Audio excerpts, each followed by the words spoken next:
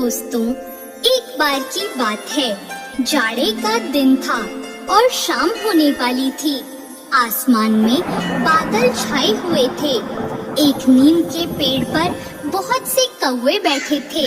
वो सब बार बार काव काव कर रहे थे और एक दूसरे से झगड़ा भी कर रहे थे। इस समय एक मैना वहाँ आई और उसी पेड़ की एक डाल पर बैठ गई।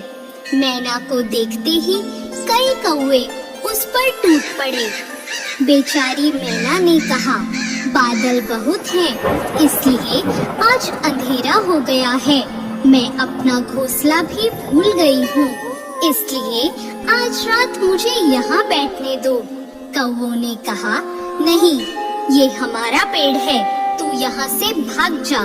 मैना बोली, सभी पेड़ ईश्वर ने बनाए हैं। इस सर्दी में यदि वर्षा हुई और ओले पड़े तो ईश्वर ही हमें बचा सकते हैं। मैं बहुत छोटी हूँ और तुम्हारी बहन भी हूँ। तुम लोग मुझ पर दया करो और मुझे यहाँ बैठने दो। कौवों ने कहा, तेरी जैसी बहन हमें नहीं चाहिए। तू बहुत ईश्वर का नाम लेती है, तो ईश्वर के भरोसे ही यहाँ से चली क्यों नहीं जाती? तू नहीं जाएगी तो हम सब तुझे मार देंगे। कौवों को काव काव करके अपनी ओर झपटते देखकर बेचारी मैना वहाँ से उड़ गई और थोड़ी दूर जाकर एक आम के पेड़ पर बैठ गई। रात को आंधी आई, बादल गरजे और बड़े बड़े ओले बरसने लगे। कौवे काव काव करके चिल्लाए।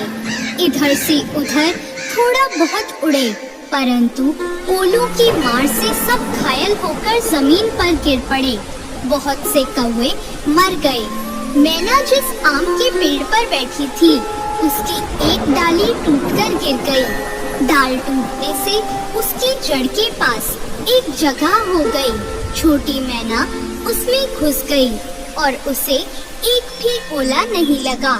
सवेरा हुआ और थोड़ी देर बाद चमकीली धूप निकली। मैना उसमें से बाहर निकली और पंख फैलाकर चहकने लगी। उसने भगवान को प्रणाम किया।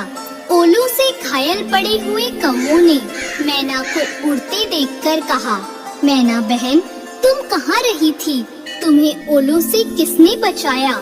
मैना ने कहा, मैं आम के पेड़ पर अकेली बैठी भगवान से प्रार्थना करती रही और भगवान ने ही मेरी मदद की। दोस्तों, दुख में पड़े असहाय जीव को ईश्वर के सिवाय कोई नहीं बचा सकता।